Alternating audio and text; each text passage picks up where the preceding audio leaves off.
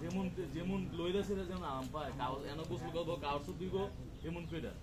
ওই আমরা যেটা ছয় না ছয় না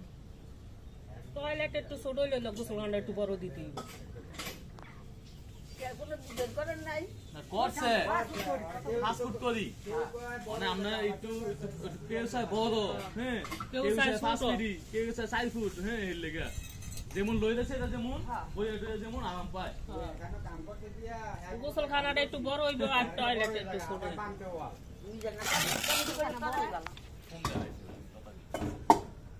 কটা